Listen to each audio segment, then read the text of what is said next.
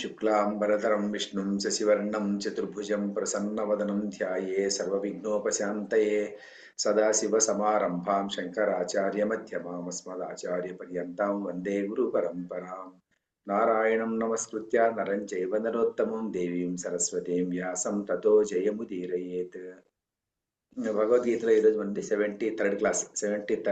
ఈ రోజు చెప్పుకునేటువంటి శ్లోకం వచ్చేసి భగవద్గీత వింటారా మేడం? మా అత్తతో సరే మేడం. ఈ శ్లోకం వింటారా నన్ను అంతే. ఎవరు మేడం? శాంతాబాయి మేడమా? మా అత్త.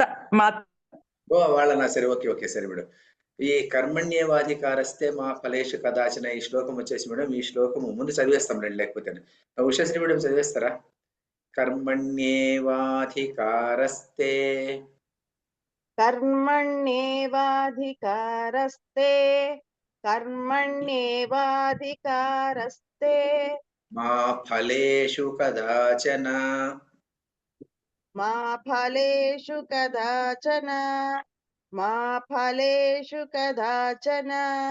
కర్మణ్యేవాధికారస్తే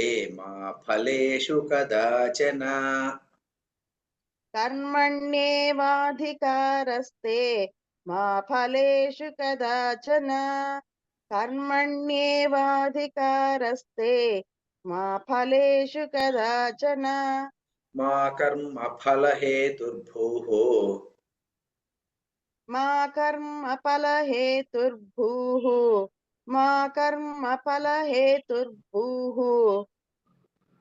మా తే సంగోస్త్వకర్మణి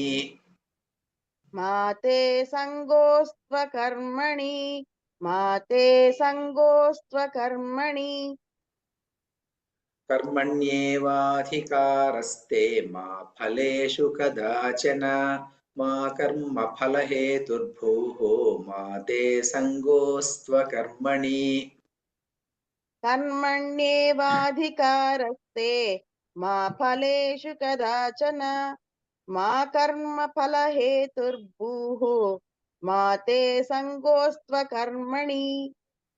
అంతే మేడం.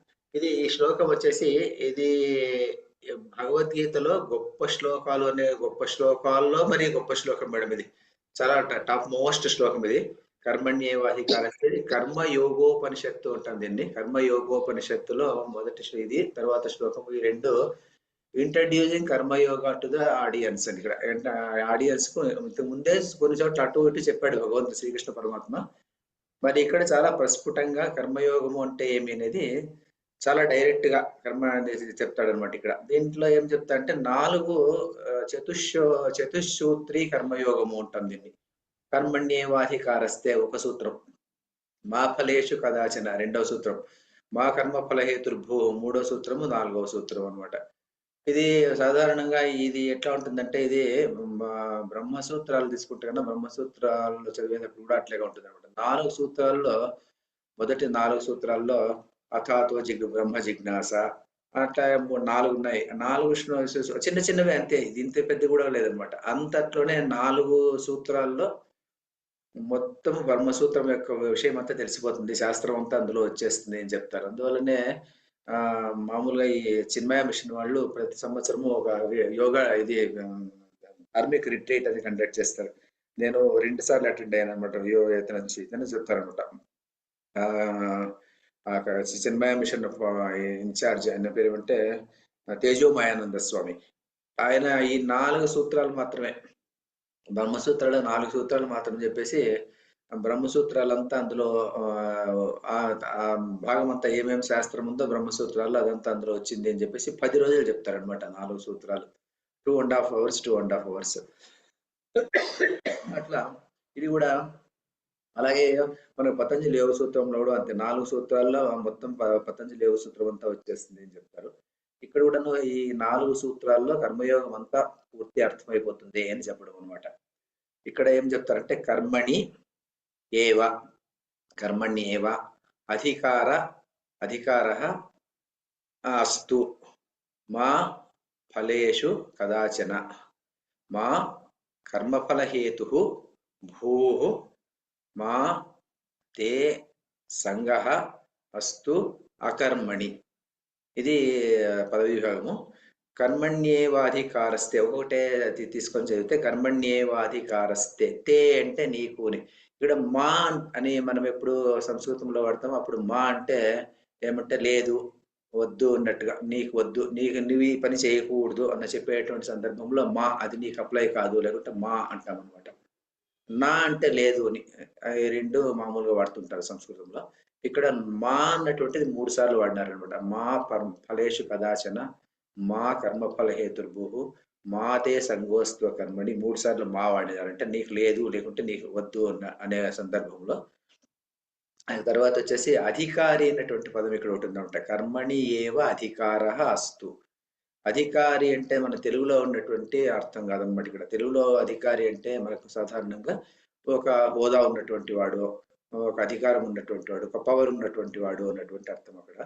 కానీ సంస్కృతంలో అధికారి అంటే ఆ యోగ్యత, ఆ ఎలిజిబిలిటీ ఉన్నటువంటి వాడు. ఎలిజిబిలిటీ అంటే నీకు ఒక ఉద్యోగానికి మనం అప్లై చేస్తే ఉద్యోగానికి కానీ అర్హతలు ఉంటాం కదా, దీనికి అర్హత అని అర్థం అనమాట. ఇక్కడ కర్మణి ఏవ అధికార తే. తే అంటే నీకు, కర్మణి ఏవ అంటే కర్మల్లో, చేసేటువంటి కర్మల్లో మాత్రమే. చాలా మంది వేద విహిత కర్మాచరణము అంటారు. కానీ అప్పటికి కూడాను మన జీవితంలో అప్లై చేసుకోవాలంటే మనం చేసేటువంటి ప్రతి కర్మ అన్నమాట. ప్రతి కర్మ అంటే ఏమి యాక్టివిటీ, ఎనీ యాక్టివిటీ. కర్మణి ఏవ అంటే ఆ యాక్టివిటీస్ లో మాత్రమే తే నీకు అధికార అంటే అర్హత ఉంది. అంటే ఏమిటంటే కర్మను చేసే దాంట్లో మాత్రమే నీకు అధికారం ఉంది. ఒక ఆఫీస్కి వెళ్ళినావు అంటే ఆఫీసులో పనిచేసేటువంటి దానికి మాత్రమే నీకు అధికారత ఉంది. ఆ పని సక్రమంగా చేయాలి, పరిపూర్ణమైన మనస్సుతో చేయాలి, బాగా శ్రద్ధ పెట్టి చేయాలి. దాన్ని, ఆ కర్మను సుసంపన్నం చేసేటువంటి కార్యక్రమం ఏం చేయాలో అదంతా నీవు దాన్ని బాగా చేయాలన్నమాట. కర్మను చేయాలన్నమాట. కర్మణి ఏవ అధికార తే. నీకు కర్మణంలో మాత్రమే అధికారం ఉంది. కానీ మా ఫలేషు కదాచన. కదాచన అంటే ఆల్ టైమ్స్, ఎప్పుడు కూడా కదాచన అంటే ఏ సమయంలోనప్పటికీ కూడాను. ఫలేషు అంటే ఫలముల యందు, కదాచన అంటే ఎప్పుడు కూడాను మా అధికార అని అర్థం. ఈ అధికారం అనేది 2-3 చోట్ల దాన్ని అప్లై చేసుకోవాలి. మా అధికారానికి నేను బ్రాకెట్ లో పెట్టాను దీన్ని. మళ్ళీ రెండోసారి వాళ్ళు రాకపోయినప్పటికీ కూడాను అది మనము ఇక్కడ అధ్యాహారం చేసుకుంటాం అనమాట. అందువల్ల మా అంటే లేదు, అధికార మా లేదు, లేకుండుగాక. అంటే కర్మలు చేసేటువంటి దానిలో నీకు అధికారం ఉంది, కానీ కర్మ ఫలములో నీకు అధికారం లేదు అని శ్రీకృష్ణుడు 2 సూత్రాలు చెప్తున్నాడు అనమాట. అంటే ఏమిటంటే ఇక్కడ మామూలు సాధారణంగా అందరూ ఎట్లా అర్థం చేసుకుంటారంటే, కర్మ ఏమిటంటే ఇది ఇట్లా చెప్తారు. నేను ఆఫీస్కి వెళ్తాను, ఆఫీస్లో పనిచేస్తాను, 20 రోజులు పనిచేసిన తర్వాత నేను ఆ ఫలము అంటే నా జీతం కోసం నేను ఆలోచన చేయకపోతే ఎట్లా? నా జీతం ఇంపార్టెంట్ కదా, జీతం కోసమే కదా పనిచేయడం. అల్టిమేట్ గా మనం జీతం కోసమే చేస్తాం కదా అనేసి ఉద్దేశం అనమాట. అంటే ఒక ఫలం అనేటువంటిది ఉంటే మాత్రమే కర్మ మీద ఒక ఇంట్రెస్ట్ ఉంటుంది కదా, లేకుంటే కర్మ మీద ఇంట్రెస్ట్ ఉండదు అనమాట.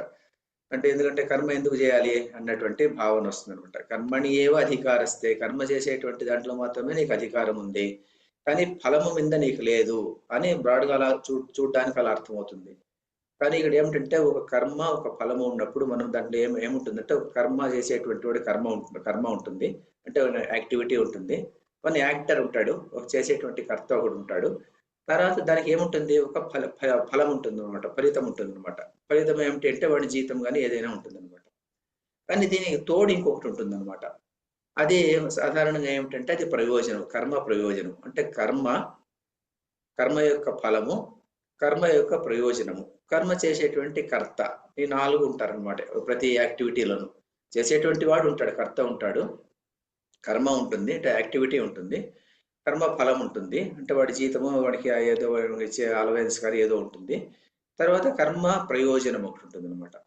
ఆ ప్రయోజనం అన్నటువంటిది చాలా ముఖ్యమైనటువంటి విషయం అనమాట. ప్రయోజనం ఏమిటి అంటే, ఒక ఉదాహరణ ద్వారా చెప్పుకున్నామంటే, ఏదో ఒక రాములల్లా అది మన అయోధ్యలో స్థాపించారు కదా, అప్పుడు అతను ఎవరో శిల్పి పేరు నాకు గుర్తులేదు. ఆ శిల్పి ఏం చేశాడు, ఆ శిల్పి రాముడి విగ్రహం చెక్కినాడు అనమాట.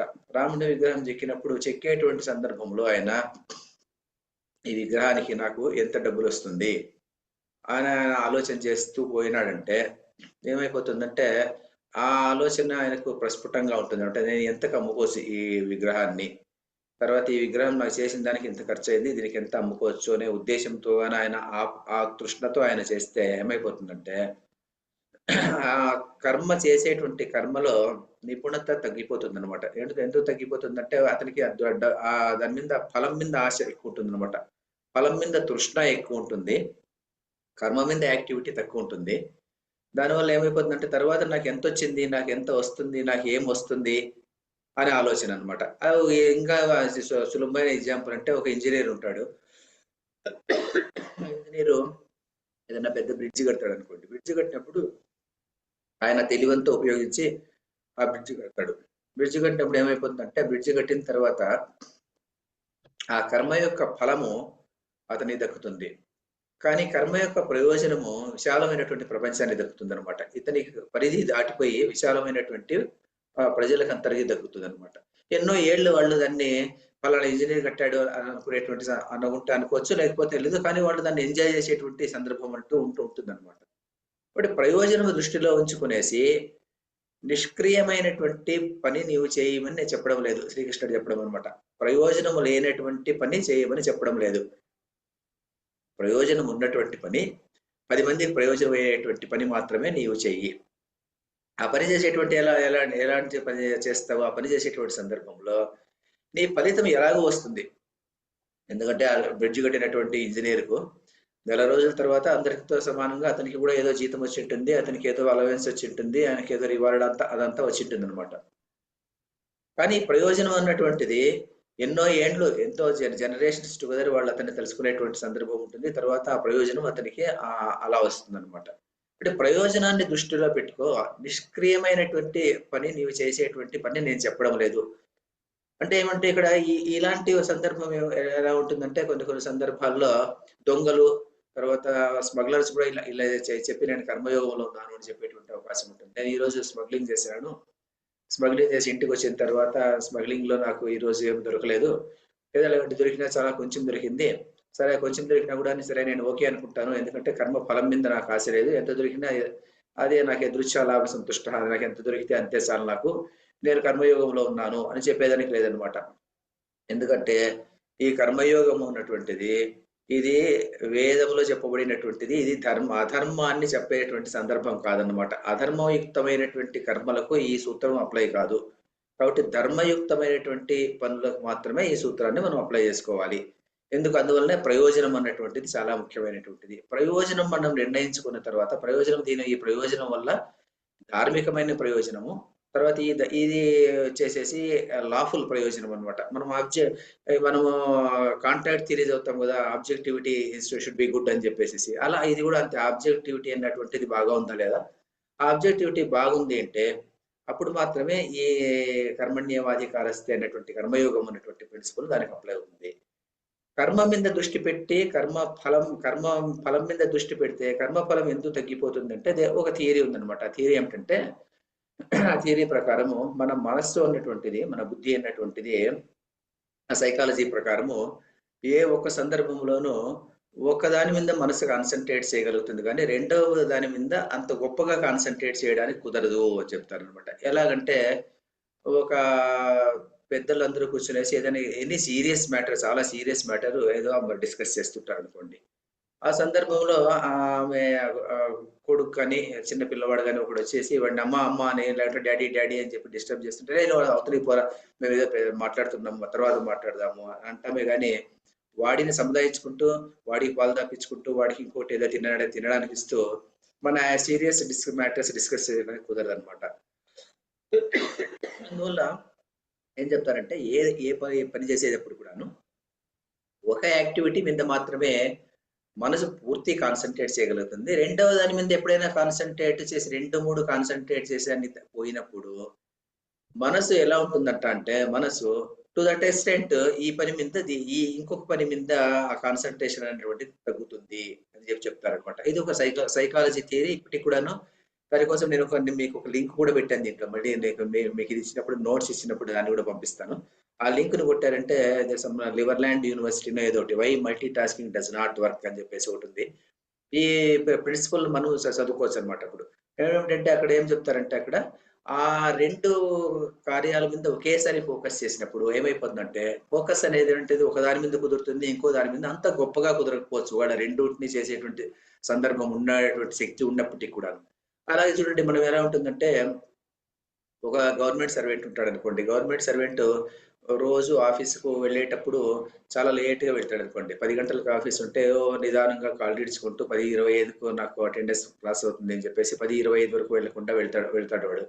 వెళ్ళినప్పటి నుంచి కూడాను నా డీఏ ఎంతొస్తుంది? నాకు ఈరోజు ఎంత వస్తుంది? నాకు ఈసారి ఎంత హైక్ అవుతుంది? ఈసారి ఇండెక్స్ ఎలా ఉంది? ఇలాంటివి ఆలోచన చేసుకుంటూనే వాడు వాడు సమయాన్ని గడిపితే వాడు టు దట్ ఎక్స్‌టెంట్ వాడు ఈ వాడు చేసేటువంటి కర్మ మీద ఆ ఫోకస్ అన్నటువంటిది ఉండదన్నమాట. అలా కాకుండా ఈ ఫోకస్ దీని మీదనే పెట్టింది. వాడి తర్వాత ఇంకేం చేస్తారు అలాంటి గవర్నమెంట్ సర్వెంట్ సాయంత్రం అయిపోయేపాటికి 5 గంటలకు ఆఫీస్ అయిపోతుంది అంటే 4 నుంచి కట్టేసేసిందండి. ఇంటికి హుటాహుటిన ఇంటికి పరిగెత్తుకుంటూ వస్తాడు కానీ వెళ్ళేటువంటి సమయంలో కాళ్ళు ఈడ్చుకుంటూ వెళ్తాడనమాట. ఆ 30 రోజులు వాడికి జీతం వచ్చేటువంటి రోజుల వరకు కూడాను వాడు చాలా బేలగా, దీనంగా అలా ఉండి అలా వచ్చి ప్రతిరోజు ఏదో ఆఫీస్‌కి ఇదేదో నా ప్రారంభం అన్నట్టుగా వాడొచ్చి ఆఫీస్‌కి వెళ్ళేటువంటి వాడు.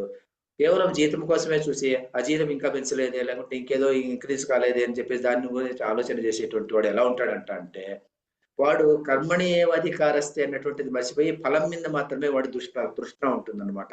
ఫల తృష్ణ ఎప్పుడు ఎక్కువ ఉంటుందో, అప్పుడు కర్మ మీద ఫోకస్ అనేటువంటిది తగ్గిపోతుంది.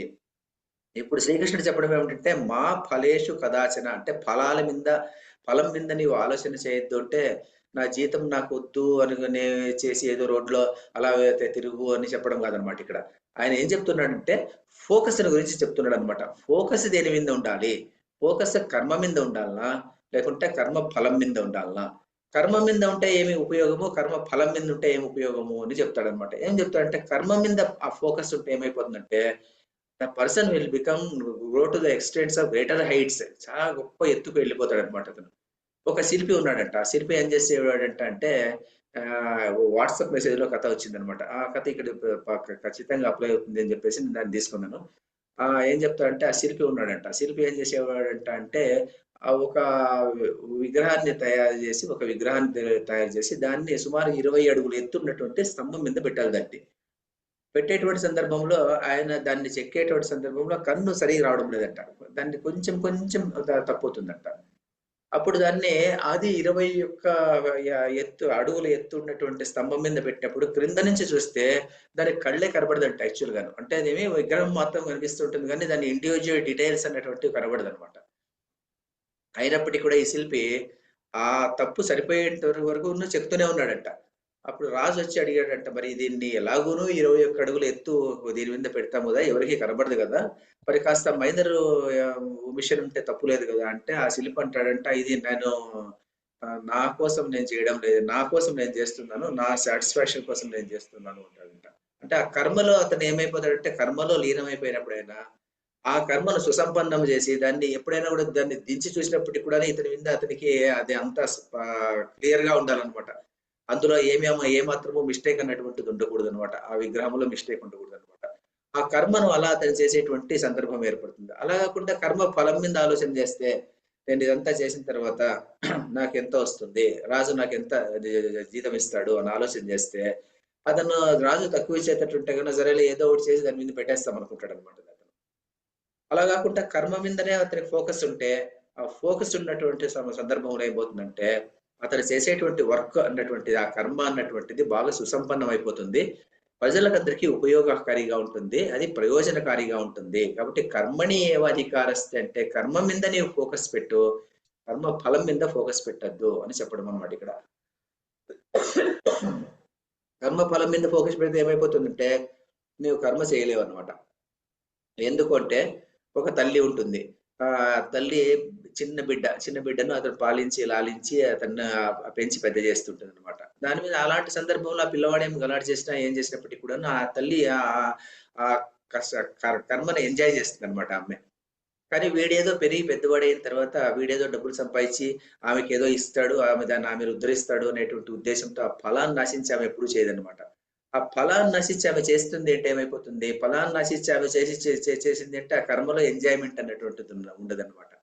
ఆ కర్మలో ఎంజాయ్మెంట్ ఉండాలి అంటే ఏం చేయాలి? కర్మను నీవు ఎంజాయ్ చేయాలి. కర్మను ఎంజాయ్ చేసేటువంటి సందర్భంలో నీవు అధర్మమైనటువంటి కార్యక్రమం చేయకూడదు, అధర్మ కార్యక్రమం చేయకూడదు. అట్లా చెప్పేసి ఫలం మీద ఆసక్తి పెంచుకోకూడదు, ఫల తృష్ణ అన్నటువంటిది ఉండకూడదు అని చెప్పడం అనమాట. ఇక్కడ అంతే, ఫలం మీద తృష్ణ ఉండకూడదు, ఫలము ఉండనే కూడదు అని కాదు అక్కడ అర్థము. ఫలం మీద కోరిక, దాని మీదనే ఫోకస్. దాని మీద ఫోకస్ ఉంది అంటే కర్మను సుసంపన్నం చేయడానికి కుదరదు. కర్మను చేయకుండా ఏమైపోతుందంటే కర్మ టు దట్ ఎక్స్టెంట్ నీరు కారిపోతుంది. అందువల్ల కర్మణ్యేవాధికారస్తే మా ఫలేషు కదాచన. తర్వాత 3వ లైన్లో ఏం చెప్తాడంటే మా కర్మఫల హేతుర్భూ, కర్మ ఫలానికి హేతువు మా భూహు, నీవు హేతువు కావద్దు. అంటే కర్మ ఫలాన్ని నీవు మ్యానిపులేట్ చేసేయడానికి ప్రయత్నం చేయొద్దు. త్వం, నీవు కర్మఫల హేతువు, నీవు చేసే కర్మల యొక్క ఫలితాలకు కారణానివి మా భూహు కాబోకుము. అంటే కర్మ ఫలాన్ని నువ్వు ఎప్పుడు కూడా మ్యానిపులేట్ చేసేదానికి ప్రయత్నం చేయొద్దు. అంటే కర్మ ఫలము నాకు లేకపోతే నేను ఈ పని చెయ్యను అనేటువంటి బేజారించుకునేటువంటి సందర్భం కుదరదు. ఏదో పేకాటాడే వాళ్ళు నలుగురు కూర్చున్నారు అనుకోండి. నలుగురు కూర్చున్నప్పుడు మొదట ఏం చేస్తారంటే వాళ్ళు ఏదో స్టేక్ పెడతారనమాట. 10 రూపాయలు, 20 రూపాయలు, 30 రూపాయలు పెట్టి కూర్చుంటారనమాట. ఒకసారి నలుగురు కూర్చున్నారంట. కూర్చున్నప్పుడు వాళ్ళు ఏం చేశారంటే ఒకడు ఏమన్నట్ట, ఎంత పందెం ఉంటే ఆ పందెం ఏం లేదా, ఊరికే మనము ఫ్రెండ్లీ గేమ్ అన్నట్ట. అప్పుడు ఒకళ్ళు లేచేసి నేను అయితే ఆడను, నాకు ఏదైనా స్టేక్ పెడితే మాత్రమే నేను ఆడగలుగుతాను, లేకపోతే నాకు ఆ ముక్క వేయడానికి కుదరదు అంటాడు. అంటే ఏమిటి ఇక్కడ అంటే, అప్పుడు లేదయా నువ్వు కూర్చోకపోతే వాళ్ళు ఆడలేరు, ఒక మనిషి గ్యాప్ ఉంది అక్కడ, నువ్వు కూర్చొని అట్లా ఆడి ఉంటే నేను అలా వేయలేనండి, నాకు ఏదైనా స్టేక్ ఉంటేనే వేస్తాను అంటాడంట. అంటే ఏమిటి అక్కడ, కర్మ ఫలం ఉంటే మాత్రమే నేను చేస్తాను, కర్మ ఫలం లేకపోతే నేను చేయను అని వాడు ఎప్పుడైతే అనుకున్నాడో అప్పుడు ఏమైపోతుందంటే వాడికి కర్తృత్వ భావన అన్నటువంటిది వచ్చేస్తుంది అనమాట. అంటే ఏమి, నేను చేసేటువంటి వాడను కాబట్టి ఈ ఫలము నాకు రావాలి, కర్తృత్వము భోక్తృత్వము అన్నటువంటి రెండు అనుకోకుండా వచ్చి కూర్చుంటాయి అనమాట. అలాకుండా ఒక తల్లి బిడ్డకు చేసినటువంటి సేవ చేసేటువంటి సందర్భంలో కర్తృత్వ భావన లేదు, భోక్తృత్వ భావన లేదు. అంటే నేను చేస్తున్నాను, వీడి కోసం నేను ఏదో కష్టపడుతున్నాను అన్నటువంటి భావన ఆమెకు లేదు. తర్వాత వీడేదో నాకు ఫలితం ఇస్తాడు అన్నటువంటి భోక్తృత్వ భావన లేదనమాట. ఆ కర్తృత్వ భోక్తృత్వ భావాలు లేనప్పుడు కర్మను ఆమె ఎంజాయ్ చేయగలిగింది. కానీ ఇక్కడ పేకాట ఆడేటువంటి సందర్భంలో వీడు లేచి వెళ్ళిపోయేటువంటి వాడు, నేను ఆ కర్తృత్వం నేను ఆడుతున్నాను, తర్వాత దీనికి వచ్చేటువంటి ఫలము నాకు రావాలని వీడు అనుకున్నాడు. కాబట్టి ఏమైపోయింది, వీనికి కర్మలో సుఖం సాధించలేకపోయాడు. వీడు కర్మ చేసేటువంటి వాడు వీడిని బలవంతంగా కూర్చోబెట్టినప్పటికీ కూడా దాన్ని సరిగా చేయడు అనమాట, ఆ పని సరిగా చేయడు. కాబట్టి కర్తృత్వము భోక్తృత్వము ఎప్పుడు వస్తుందో అది సంసారంలో పడిపోయేటువంటి ఛాన్స్ ఉంటుంది. సంసారము అంటే ఏమిటి, సంసారం అంటే సంసార కర్తృత్వము భోక్తృత్వము, దానివల్ల పుణ్యం వస్తుంది, పాపం వస్తుంది. ఈ పుణ్య పాపాల వలయంలో చుట్టుకునేసి వీడు ఏం చేస్తాడంటే వీడు ఇలాగే ఉండిపోతాడు అనమాట. జన్మ మరణ చక్రం నుంచి ముందుకు సాగిపోడు అనమాట. అలా కాకుండా కర్మ మీద మనసులు కాన్సన్ట్రేట్ చేసి ఫలముల మీద కాన్సన్ట్రేట్ చేయకుండా పోతే అప్పుడేమైపోతుందంటే మనకు కర్మను చేసేటువంటి సందర్భంలోనూ సుఖాన్ని అనుభవిస్తాము, ఆనందాన్ని అనుభవిస్తాము. ఆ ఫలం ఎలాగో వస్తుంది, దీని ప్రయోజనము చాలా మందికి విస్తరించి ఉండడం వల్ల ఆ సంతోషం కూడా మనకు దక్కుతుంది అనమాట. అందువల్ల కర్మణ్యేవాధికారస్తే మా ఫలేషు కదాచన మా కర్మ ఫల హేతుర్భూ. ఇక్కడ టెక్నికల్ గా ఒక చిన్న ప్రాబ్లం వస్తుంది అనమాట. ఏమిటంటే భగవద్గీతలో ముందు శ్లోకాల్లో భగవంతుడు ఒక మాట చెప్తాడు అనమాట, నేను కర్మఫల దాతను అని చెప్తాడు అనమాట. కర్మఫల దాత అంటే మనం ఎన్నో కర్మలు చేసుకుంటూ ఉంటాం అనమాట. కర్మలు చేస్తుంటాం, పుణ్యకర్మ, పాపకర్మ, ఇంకో కర్మ, మరొక కర్మ చేస్తూనే ఉంటాం. చేసిన తర్వాత ఏమైపోతుందంటే దానికి ఫలం ఇవ్వాలి. ఫలం ఇచ్చేటువంటి వాడెవడు అంటే దీనికి ఇంత పుణ్యము, దీనికి ఇంత పాపము అని డిసైడ్ చేసేసి దీని ప్రకారం నీకు ఈ కర్మ ఫలము, నీకు ఈ కర్మ ఫలము, పుణ్యఫలం ఇది, స్వర్గంలో ఇన్ని రోజులు ఉండొచ్చు, లేకుంటే నీవు ఏదో ఈ పాపం చేసావు అందువల్ల నీవు ఈ కష్టం నీవు పడాలి ఇన్ని రోజులు, లేకుంటే ముందు జన్మలో ఎవరినో చిన్న బిడ్డలంతా చంపేసావు కాబట్టి ఈ జన్మలో నీకు బిడ్డలు పుట్టరు అంటే ఏదో ఆ కర్మ ఫలం ఇస్తాడు కదా. ఆ కర్మ ఫలదాత అన్నటువంటి వాడు భగవంతుడు. మరి కర్మ ఫలదాత భగవంతుడు అయినప్పుడు ఇక్కడ మా కర్మ ఫల హేతుర్భూహో అని ఎందుకు చెప్పాడు, నీవు కర్మ ఫలానికి హేతువు కావద్దు అని ఎందుకు చెప్పాడు అని ఒక ప్రశ్న అనమాట. అంటే కర్మ ఫలానికి హేతు ఇతని కారణం అనమాట. ఎలాగూ ఇచ్చేటువంటి వాడు కర్మ ఫలానికి రీజన్ ఫర్ కర్మఫలం నీవు కావద్దు అంటున్నాడు భగవంతుడు. కానీ కర్మఫలాన్ని ఇచ్చేటువంటి వాడు ఇతను how he can become reason for కర్మఫలం అని ఒక టెక్నికల్ అబ్జెక్షన్ వస్తుంది. దీన్ని శంకరాచార్యుడు ఏం చెప్తా అంటే కర్మఫల హేతుర్భూహో అంటే దీన్ని శ్రీకృష్ణుడు చెప్పేటువంటి ఉద్దేశం ఏమిటంటే కర్మఫలం మీద నీవు తృష్ణ పెంచుకునేసి, తృష్ణ అంటే ఏమిటి? తృష్ణ అంటే కోరిక అన్నమాట. అంటే ఒక కర్మ చేసేటువంటి సందర్భంలో తృష్ణ అంటాం అనమాట దాన్ని. తృష్ణ అంటే ఏమిటంటే ఇప్పుడు చూడండి, ఒక పాయసం చేశారు ఇంట్లో.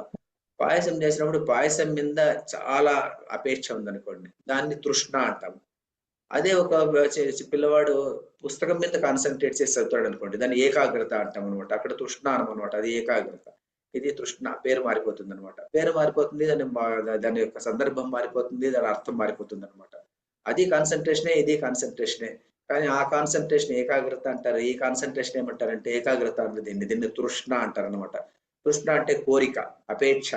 ఈ కోరిక అపేక్ష ఎప్పుడైతే పెరిగిపోతుందో కర్మ ఫలానికి నీవు హేతు అయ్యేటువంటి ఒక కారణం అనేటువంటి అక్కడ కనిపిస్తుంది అనమాట. కర్మ ఫలానికి హేతు అయినట్టుగా కనిపిస్తుంది. ఏమిటంటే నేను ఈ కర్మను చేస్తున్నాను కాబట్టేసి నేను చేసిన దాని వల్లనే ఈ కర్మ జరిగింది అని ఎప్పుడైతే నువ్వు అనుకుంటావో అప్పుడు ఏమైపోతుందంటే కర్తృత్వము అన్నటువంటి భావన అక్కడ వచ్చి కూర్చుంటుంది అనమాట. కర్తృత్వం అనేటువంటి భావన వచ్చి కూర్చుంటుంది కాబట్టి you become the reason for కర్మ ఫలం. కర్మ ఫలానికి నీవు రీజన్ అవుతావు. ఇంకొకటి కూడా చెప్తారనమాట. ఏం చెప్తారంటే ఈ కర్మ ఫలం అనేటువంటి ఉంటుంది కదా, ఇది ఒకటి సీరియస్ మ్యాటర్ అనమాట. దీన్ని ఏం చెప్తారంటే కర్మ ఫలం అన్నటువంటిది రామ్ సుఖదాస్ చెప్తాడు అనమాట. ఏం చెప్తారంటే కర్మ ఫలం అన్నటువంటిది అది అది నీ చేతిలో లేదు. నీ చేతిలో ఎందుకు లేదు కర్మఫలం అంటే, కర్మఫలం అన్నటువంటిది చాలా విషయాల మీద ఆధారపడి ఉంటుంది. కర్మ మాత్రం నీ మీద ఆధారపడి ఉంటుంది.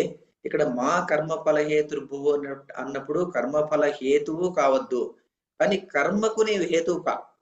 కర్మకు హేతువుగా కానీ కర్మ ఫలానికి హేతువు కావద్దు. అంటే కర్మకు హేతువుగా అంటే ఏమిటంటే కర్మను బాగా చెయ్యి, కర్మను చాలా చాలా బాగా చెయ్యి. నేను చేసేటువంటి కర్మ చాలా బాగా చేసి అది బాగా సుసంపన్నం చేసేసేయి. కానీ కర్మ ఫల హేతువు నీవు కావద్దు, ఫలానికి నీవు హేతువు కావద్దు. అంటే ఏమిటంటే కర్మ ఫలము అన్నటువంటిది నీ చేతిలో లేదంటాడు అనమాట. ఎందుకు నీ చేతిలో లేదు కర్మఫలము అంటే దానికి ఏం చెప్తారంటే కర్మఫలము అన్నటువంటిది డిఫరెంట్ ఫ్యాక్టర్స్ మీద డిపెండ్ అయిపోయి ఉంటుంది అన్నమాట, ఆధారపడి ఉంటుంది. ఏమేమిటంటే మనం చేసేటువంటి కర్మ యొక్క గొప్పదనం కానీ, ఇతరులు ఒక పిల్లవాడు ఉంటాడు, ఒక పిల్లవాడు ఏం చేస్తుంటా అంటే అది ఏదో కాంపిటేటివ్ ఎగ్జామినేషన్ పరీక్ష రాస్తుంటాడు అనుకోండి, వాడికి కర్మఫలము, వాడు ఏదో మంచి గొప్ప కాంపిటేటివ్ ఎగ్జామినేషన్ రాస్తాడు, బ్యాంక్ పిఓ పరీక్ష రాస్తాడు. రాసిన సందర్భంలో వాడికి ఫలం ఎలా ఉంటుంది, వాడి ఫలం ఎలా డిసైడ్ అవుతుంది? ఆ ఫలము ఇంక మిగతా ఎంతమంది దానికి కాంపిటీషన్ లో ఉన్నారు, ఎంతమంది వీడికన్నా ఎక్కువ రాశారు, తర్వాత వీడి స్థాయి ఏమి, వాడి స్థాయి ఏమి, తర్వాత ఆ కర్మఫలానికి ఆ సందర్భంలో ఆ దేశం ఏమి, ఆ కాలం ఏమి, ఆ పరిస్థితి ఏమిటి, తర్వాత ఆ సెంటర్లో పర్టికులర్ సెంటర్లో ఏమైనా కాపీలు జరిగినాయా, ఇంకో సెంటర్లో కాపీలు జరగలేదా, ఇలాంటి చాలా విషయాలన్నీను అక్కడ ఏకీకృతమై ఏమైపోతుందంటే కర్మ ఫలం ఉన్నటువంటిది నీవు అనుకున్నట్టుగా జరగకపోవచ్చు అనమాట. ఒక సందర్భంలో ఒక్కొక్కసారి ఎంతో కష్టపడి పనిచేసేసి అరే నాకు కర్మ ఫలం దొరకలేదే అని అనుకున్నప్పుడు ఏమైపోతుంటే కర్మ ఫలము లేదు అని ఎప్పుడైతే బాధపడుతుంటామో అప్పుడు బాధ మాత్రమే మిగిలిపోతుంది అనమాట. కానీ కర్మ చేసేసి ఫలాన్ని వదిలిపెట్టేస్తే, ఫలాన్ని అంటే ఎలాగో ఈ కర్మఫలం బాగా చేస్తే, కర్మ చేస్తే ఫలితం రానే వస్తుంది, ఫలితం రానే వస్తుంది అని చెప్పేసి అది ఈశ్వరార్పణ బుద్ధితో దాన్ని వదిలేస్తే అప్పుడు సుఖము ఉంటుంది, మనసుకు ఆహ్లాదము ఉంటుంది, ఆనందము ఉంటుంది. అట్ ద సేమ్ టైం మనకి ఏముంటుందంటే కర్మఫలానికి నీవు హేతువు కావు. ఎందుకంటే కర్మఫలం ఎలాగూ నీ చేతిలో లేదు. చేతిలో అనే దాని గురించి ఎందుకు ఆలోచన చేస్తావు? కర్మ అన్నటువంటిది వర్తమాన కాలంలో ఉంటుంది, కర్మ ఫలం అన్నటువంటిది భవిష్యత్ కాలంలో ఉంటుంది. ఆ భవిష్యత్ కాలానికి నీవు ఉంటావో లేదో తెలియదు. మరి నెల రోజులు కష్టపడిన తర్వాత నీవు ఉంటావో లేదో తెలియదు. నెల రోజులు జీతం తీసుకునే దానికి ముందు నీకు ఏమైనా కావచ్చు, తీరా జీతం చేతికి వచ్చే ముందు ఎన్నైనా రావచ్చు. కొంతమంది మనం రిటైర్మెంట్ టైంలో చూస్తుంటాం అనమాట. తీరా రిటైర్మెంట్ సమయంలో వాళ్ళకి రావాల్సిన బెనిఫిట్లు అవన్నీ కూడా చివరి మూమెంట్ లో నిలిచిపోతాయి అనమాట.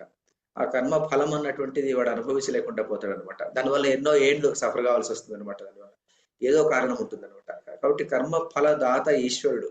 కాబట్టి కర్మ ఫలదాత ఈశ్వరుడు అయినప్పుడు నీవు కర్మ ఫలానికి నీవు ప్రతిరోజు దానికోసం బాధపడుతుంటే కర్మఫలముకు నీవు హేతువు అవుతావు, కానీ ఫలితం కూడా నీకు దక్కదనమాట. కాబట్టి మా కర్మఫల హేతుర్భూ.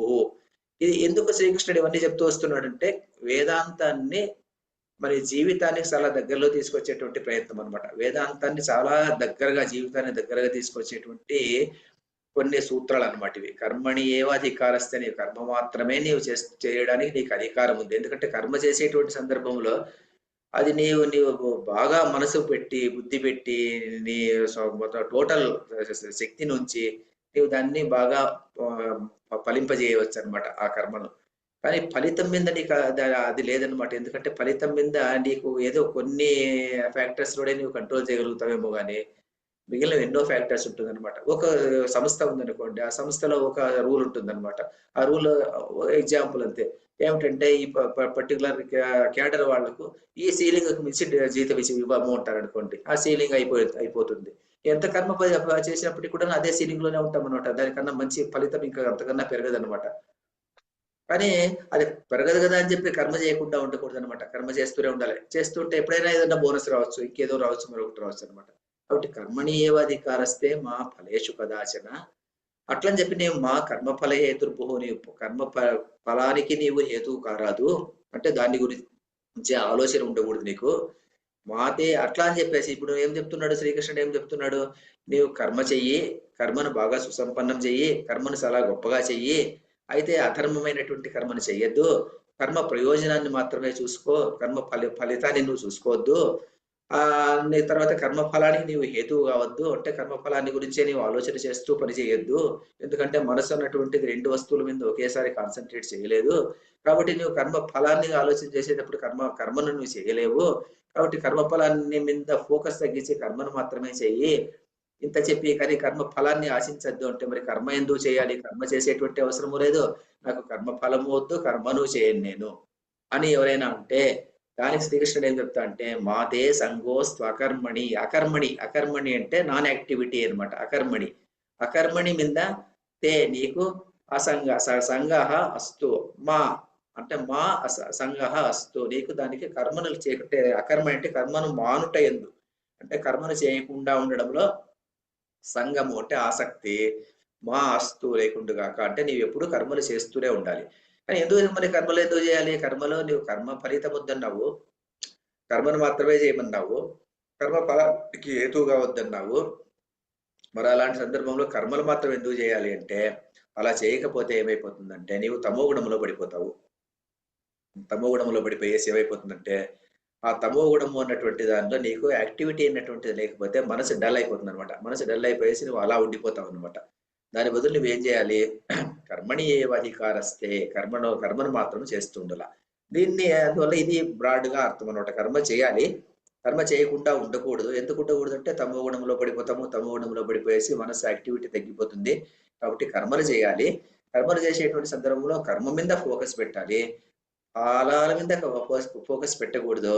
అట్లానే చెప్పి కర్మ ఫలహేతుర్భూ కాకూడదు. అంటే కర్మ ఫలహేతువు నీవు కారణం కాకూడదు అనమాట. కాకుండా అయితే కర్మను మాత్రం చేస్తూ ఉండాలి. ఇక్కడ 4 ప్రిన్సిపల్స్ చెప్తారు దీనికి. ఏం చెప్తారంటే నీ కర్తవ్యము నీవు చేయము, కానీ ఫలితముల గురించి పట్టించుకోకు. మరి ఇది కుదిరేటువంటి విషయమేనా అంటే మనకు సహజంగా ఉన్నటువంటి విషయమే అనమాట. ఇది సాధారణంగా తల్లి బిడ్డ ఆ ఎగ్జాంపుల్ చెప్తారనమాట. ఆ తల్లి ఎలా చేస్తుందో బిడ్డ కోసం ఎలా చేస్తుందో అలాగే ప్రతి పని నీవు అలాగా చెయ్యి. అలా చేసేప్పుడు ఏమైతే ఫలితాన్ని గురించి పట్టించుకోవద్దు. అంటే నీకు మళ్ళీ ఎప్పుడో ఏదో వస్తుంది, లేకుంటే ఇంకేదో వస్తుంది అని చెప్పి అది రాకుండా పోయినప్పుడు ఆ ఎక్స్పెక్టేషన్ పెట్టుకొని నువ్వు చేసినప్పుడు ఆ ఎక్స్పెక్టేషన్ నువ్వు రీచ్ కాకపోతే కదా చాలా బాధపడిపోయేటువంటి సందర్భం ఏర్పడుతుంది. చాలా మంది ముసలి వాళ్ళని చూస్తుంటాం అనమాట. ఈ పిల్లవాడిని నేను పెంచి పెద్ద చేసి చదువు చెప్పించి పెళ్లి చేసి ఇంత చేస్తే ఈ రోజు నన్ను చూసుకోవడం లేదు అంటాడు అనమాట. ఆ కర్మను చేసి నువ్వు వదిలిపెట్టేసిందంటే దాన్ని అంతా పట్టించుకుంటూ వెళ్ళేదావు. కాబట్టి ఏమైపోయిందంటే ఆ కర్మ అన్నటువంటిది నిన్ను చుట్టుకొని ఆ బాధ అన్నటువంటిది ఎప్పుడు బాధిస్తూనే ఉంటుంది అనమాట. కాబట్టి నీవు అలా చేసినావంటే అప్పుడు నీవేం గొప్పగా ఏం చేయలేదు అన్నటువంటి విషయం తెలుసుకోవాలన్నమాట. మీ తండ్రి మీ తల్లి నీకు అలా చేశారు, వాళ్ళ తండ్రి వాళ్ళ తల్లి వాళ్ళకి అలా చేశారు. మరి నీవు చూసుకున్నావా మీ తల్లిదండ్రులను? లేదు కదా. మరి ఇప్పుడు ఎందుకు ఇలా బాధపడతావు, నీవు బిడ్డలు చూసుకోలేదని చెప్పేసి. కాబట్టి ఏమైపోతుందంటే ఇక్కడ నీ కర్తవ్యాన్ని నువ్వు చేసేసి 10 మందికి ఏదైనా ఉపయోగం వచ్చేటువంటి పని నువ్వు చేసింది అంటే ఆఫీసులో నీ పని నువ్వు చేసేసి తర్వాత వాళ్ళే జీతం ఇచ్చేంత వరకు నువ్వు గమ్మన ఉండిపోవాలి చెప్పడం అనమాట. ఇక్కడ అంటే ఏమిటంటే నీవు పెద్దగా దాని గురించి యోచన చేయొద్దు, రోజు డిఎల్ ఎక్కేసుకోవద్దు, రోజు క్యాలిక్యులేషన్స్ వేయకోకుండా కర్మ మీద ఫోకస్ పెట్టావంటే కర్మ కూడా బాగా జరుగుతుంది, ఫలితం ఎలాగో వస్తుంది, దాని ప్రయోజనం 10 మందికి ఉపయోగంగా ఉంటుంది, లోకంలో చాలా మందికి ఉపయోగంగా ఉంటుంది. కాబట్టి నీవు ధార్మికమైనటువంటి పనిని ఎప్పుడూ చేస్తూ ఉండు. అది మొదటి రూల్ అనమాట. నీ కర్తవ్యం నీవు చేయము, కానీ ఫలితములు పట్టించుకోకుంటే జీతం తీసుకోవద్దు నీకు అర్థం కాదనమాట. ఇక్కడ నీ జీతం తీసుకోవాల్సిందే, అన్ని చేసుకోవాల్సిందే, ఎందుకంటే సంసారాన్ని పడుకోవాల్సిందే. కానీ దాని మీద ఫోకస్ అన్నటువంటిది ఇక్కడ చెప్పడం ఏమిటంటే ఫోకస్ మీద చెప్తున్నారు అనమాట. ఫోకస్ అన్నటువంటిది మనసు 2 దాంట్ల మీద ఎప్పుడూ ఫోకస్ చేయలేదు కాబట్టి నీ ఫోకస్ అన్నటువంటిది కర్మ మీద చేయగాని ఫలితం మీద చేయొద్దు. తర్వాత వచ్చిన కర్మ ఫలములు నీవు అనుభవించడానికి ఎప్పుడు అనుకోవద్దు. ఎప్పుడైనా నా కర్మ ఫలం అంతా నాకే రావాలని అనుకోవద్దు అనమాట. కర్మఫలం ఎందుకు నీకు కాదు అంటే ఇప్పుడు చూడండి, నేను ఒక కర్మ చేశాననుకోండి. కర్మ చేసినట్టే ఆ కర్మ చేసేటువంటి శక్తి నాకు ఎవరిచ్చారు? భగవంతుడు ఇచ్చినాడు, నాకు ఆ శక్తి ఇచ్చినాడు. ఈ చేతులకు ఆ శక్తి ఇచ్చినాడు. వంటింట్లోకి వెళ్తాం అనుకోండి, వంటింట్లోకి వెళ్తే పట్టకారు ఉంటుంది. ఆ పట్టకారుతో మనం గిన్నెను పట్టుకొని దించుతాం, వేడి గిన్నెగా పట్టుకొని దించుతాము. ఇంకేదో పని చేస్తుంటాం అనమాట. కానీ పట్టకారి ఆ పని చేసింది అని మనం చెప్పం కదా. ఆ చెయ్యి ఆ శక్తి దానికి పట్టకారికి ఇస్తుంది కాబట్టి పట్టకారు ఆ పని చేసింది అంతే. అలాగే మనుషుని యొక్క జీవితం పటకారు లాంటిదనమాట. భగవంతుడు అన్నటువంటి భగవంతుడు మనకు ఆ శక్తి ఇచ్చినప్పుడు మాత్రమే మనం ఆ కర్మ చేయగలిగాం అంతే. మరి అలాంటి కర్మలు చేసేటువంటి సందర్భంలో నేను చేశానని అనుకోవడం ఎందుకు? వచ్చిన కర్మఫలం నేనే అనుభవించాలని ఎందుకు అనుకోవాలి? నేను అనుభవించాలని అనుకోకూడదు అనమాట. ఆ అనుభవం అన్నటువంటిది 10 మంది కోసం ప్రయోజనం అన్నటువంటిది మాత్రమే కాన్సన్ట్రేట్ చేసుకోవాలి. కర్మఫలములు ఎప్పుడు కూడాను నీవు అనుభవించడానికి అనే నీవు అనుకోకూడదు. అది భగవదర్పణం.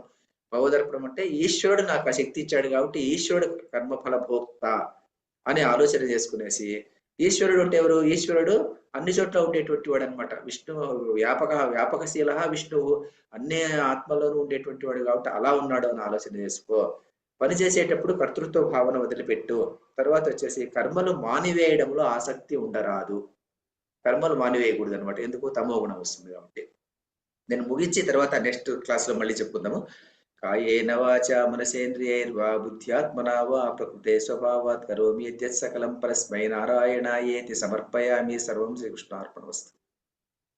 మరి ఇది నెక్స్ట్ పాఠంలో కూడా కొద్దిగా చెప్పుకుందాం. ఇంట్లో కొన్ని పాయింట్లు ఉన్నాయన్నమాట. ఆ పాయింట్లు చెప్పుకునేస్తే అక్కడికి అయిపోతుంది అనమాట. 1 నిమిషం ఉందంతే. అది ఎలాగో ఎట్లా 40 నిమిషాలు ఎట్లా అయిపోతుంది. ఇది 1 అవర్ ఉంటే బాగుంటుంది.